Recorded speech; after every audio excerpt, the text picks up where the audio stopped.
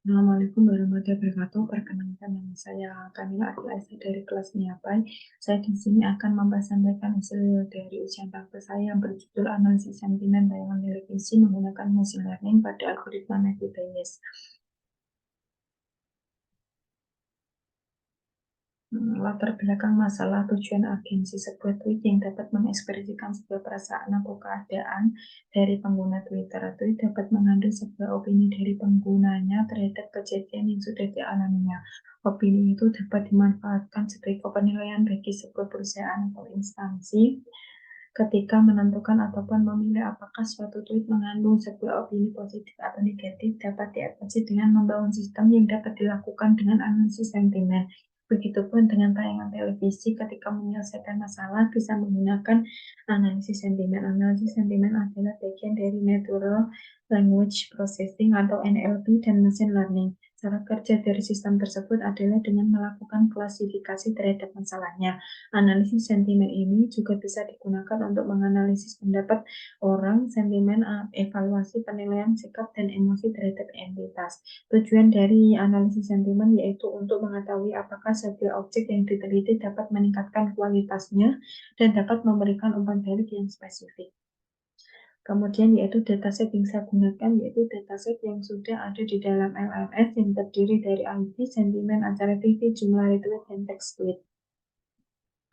Kemudian processing data ada data acquisition, text preprocessing, feature engineering, modeling atau modeling dalam machine learning, model evaluasi, dan deployment. Untuk penjelasannya sebagai berikut.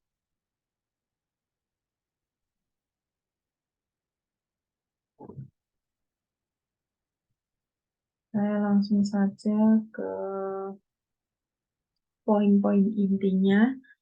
Yang pertama yaitu data acquisition, itu seperti biasa memanggil datanya terlebih dahulu dan membaca data di dalamnya, mencari info yang ada di dalamnya, apakah ada terdapat nilai nolnya atau tidak, kemudian melihat berapa data positif dan berapa data negatif, yaitu ada 200, masing-masing ada 200, kemudian ada distribusi kategori sentimen menggunakan grafik, kemudian text processing yaitu case folding, ada word normalization, ada filtering, stop word removal, kemudian ada stemming. Ini hasilnya keempat percobaan tadi itu memiliki hasil yang berbeda, yaitu yang pertama ada Edstran 7 acara paling komplit dan menarik apalagi ada hitam putih. Case foldingnya menjadi trans acara paling komplit dan menarik apalagi ada hitam putih. Kemudian stop removalnya itu berubah menjadi trans acara komplit menarik hitam putih.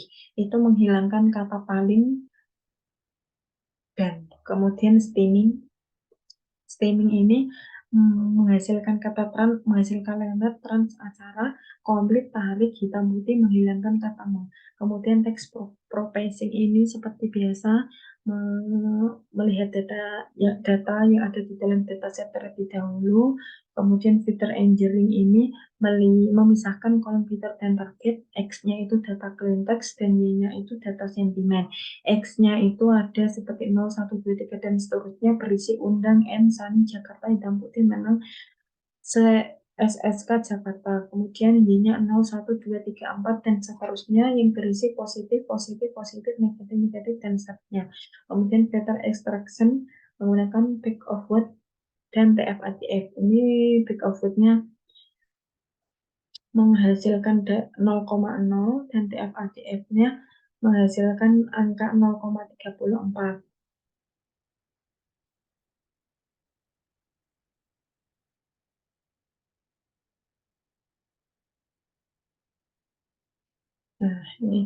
Nah, ini ketika menampilkan fitur-fitur yang sudah terseleksi beserta nilai vektornya pada keseluruhan data untuk dijalankan pada proses machine learning.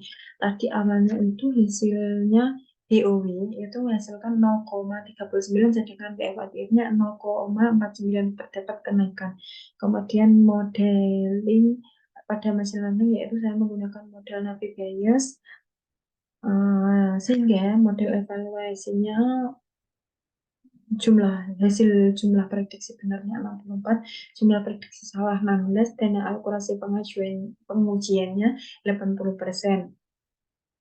Sehingga classification reportnya pada Equivalence score yang tertinggi itu ada di 82,82 atau 82%.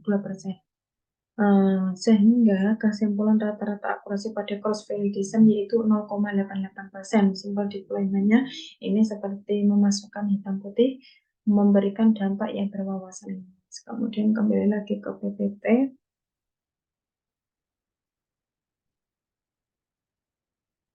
Langsung ekstraksi fitur itu TF-ATF versus Big Over. POW merupakan metode sederhana yang digunakan untuk mengubah data teks menjadi vektor yang mudah dipahami oleh komputer. Metode ini juga digunakan untuk menghitung frekuensi kemunculan kata pada seluruh dokumen. TF-ATF adalah gabungan dari dua proses. Masing-masing proses tersebut adalah tim frekuensi atau TF dan inverse dokumen frekuensi atau IDF. Model klasifikasi yang saya gunakan yaitu model Naive Bayes. Naive Bayes adalah merupakan metode pengklasifikasian berdasarkan probabilitas sederhana dan dirancang agar dapat dipergunakan dengan asumsi antara variabel penjelas saling bebas atau independen. Pada algoritma ini, pembelajaran lebih ditekankan pada pengestimasian probabilitas. Keuntungan algoritma Naive Bayes adalah tingkat nilai error yang didapat itu lebih rendah ketika dataset berjumlah besar. Selain itu, akurasi Naive Bayes dan kecepatannya lebih tinggi pada saat diaplikasikan ke dalam dataset yang jumlahnya besar. Kemudian yaitu performa modelnya tadi sudah dijelaskan, kemudian saya jelaskan secara singkat saja. Jumlah prediksinya ada 64, jumlah prediksi salah ada 16, akurasi pengujiannya menggunakan akurasi sebesar 80%. Klasifikasi report yang tertinggi ada di F1 score, yaitu ada di 0,82 atau 82%, sehingga rata-rata akurasi pada cross validation yaitu 0,88% atau 88%. Kesimpulannya dari pekerjaan yang saya lakukan yaitu analisis sentimen negatif menggunakan mesin learning menunjukkan kalimat yang memiliki sentimen positif dan negatif. Ada 200 kalimat positif dan ada 200 kalimat negatif. Ekstraksi fitur menggunakan metode TF-ATF dan BOW. Model yang digunakan menggunakan model Naive Bayes Supervised Learning dengan tingkat jumlah prediksi benar 64 dan jumlah prediksi salah senilai 16 dengan akurasi pengujian sebesar 80% dan rata-rata akurasi pada cross validation sebesar 88%. Sekian dari presentasi saya. Apabila ada salah kata, saya mohon maaf. Assalamualaikum warahmatullahi wabarakatuh.